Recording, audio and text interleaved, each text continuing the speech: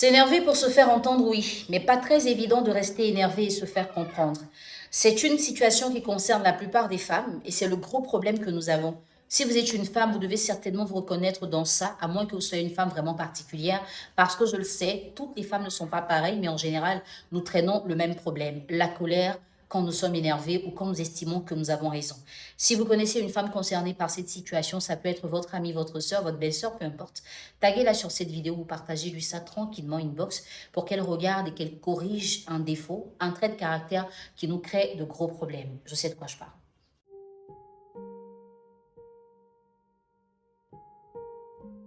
Vous savez, la colère est la chose la plus facile à manifester. Quand une personne se comporte mal avec vous, la chose la plus simple à faire, c'est de vous énerver. Malheureusement, nous les femmes, nous pensons que parce que nous sommes énervés, nous devons crier. Malheureusement, nous pensons que notre colère doit excuser notre comportement. Donc, face à la colère, peu importe la façon dont on réagit, on doit avoir raison parce qu'on était énervé. Et des fois même, on le dit, si tu ne m'avais pas mis en colère, je n'aurais pas réagi de cette façon. C'est une attitude qu'on a gardée. On l'a reproduite dans toutes nos relations, mais on continue de nous faire le reproche par rapport à ça, sauf qu'on ne change pas et on estime qu'on a raison. Quand vous êtes énervé, vous pouvez vous faire entendre parce que vous criez, vous vociférez, vous pouvez insulter, vous pouvez casser. Oui, vous vous faites entendre. Mais est-ce que vous vous faites comprendre? Parce que le principe de s'énerver, c'est justement qu'on ne passe pas le temps à vous énerver.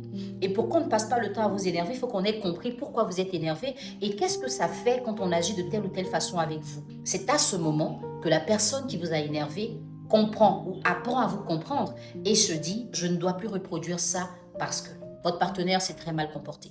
Il a pris une décision importante sans tenir compte de votre avis. Il a raté un rendez-vous important. Il ne vous a pas appelé, il n'a pas décroché vos appels et tout. Vous avez deux façons de réagir.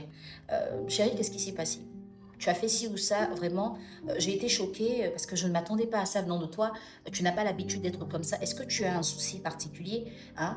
Si ce n'est pas le cas, qu'est-ce qui t'a emmené à réagir comme ça? Est-ce que je t'ai fait quelque chose que tu gardes depuis et donc tu as trouvé l'occasion de te libérer?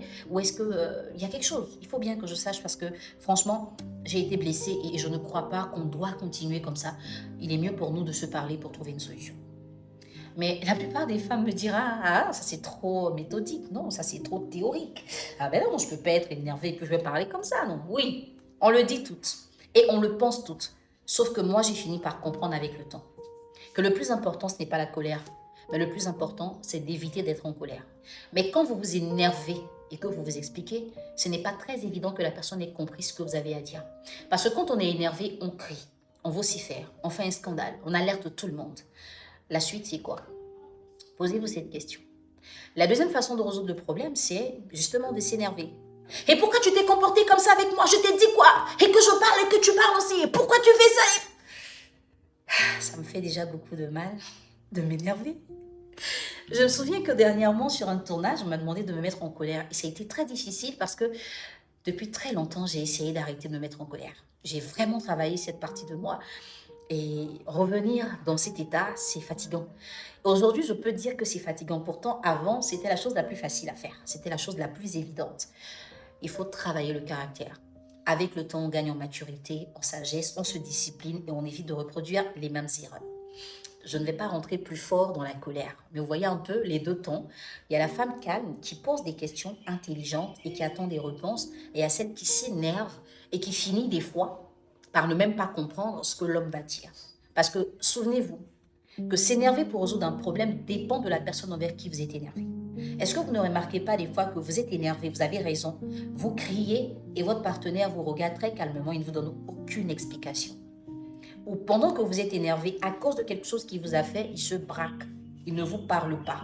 Et vous finissez par venir demander pardon. Tout simplement parce qu'il y a des gens qui ne supportent pas certains états. Il y a des gens qui n'arrivent pas à s'expliquer dans le bruit.